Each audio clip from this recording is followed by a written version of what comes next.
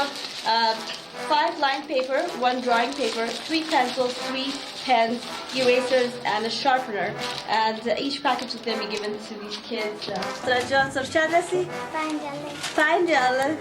خب خضرا جان به رسمی علاقه داری؟ کدام مضمون بسیار خوش داری؟ I've been coming to a number of classes and seeing a very disproportionate number of female students. In one class we only saw one student who is female and in other classes only a few.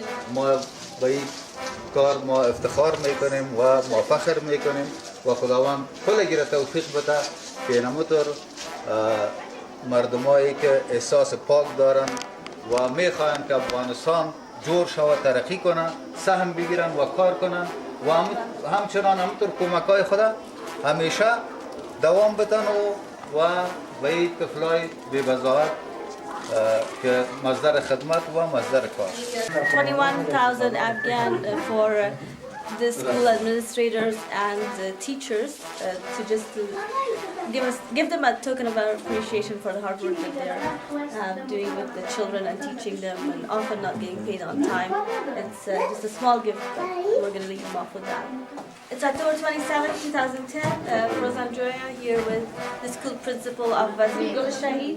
It's an elementary to middle school located in the district of Dolara. They are responsible for 12 different catchment areas. We have been helping them for the past 3 years, and this year we want to hear what their future needs are. مکتب متوسطه وزیرگل شهید دارای 20 شعبه درسی است که شاگردش موجود است، اما صنف درسی برای ما نداریم. در زیر خیمه در فضای آزاد گرم و سوزان اینا به دروس خود ادامه میتن. در صورت امکانات که اگر دوستایی که در خارج هستند، اولین مشکل اینمی ساختن یک تعمیر است برای ما تا از اینمی ناحیه اولاد این وطن از این مشکل نجات پیدا بکنه. و بازم غیر از اون مشکل ما مشکلات درسی داریم، مشکلات مواد درسی داریم. مکتب باید لابراتوار داشته باشه، کتابخانه داشته باشه که از این ناحیه هم ما دچار مشکل هستیم. شعاری خدمت بر اطفال کار میکنه در حدود 350 فعال ما داریم در بخش‌های مختلف، داخله، جراحی، ارتوپدی، ENT یا پوشوکن و جلدی.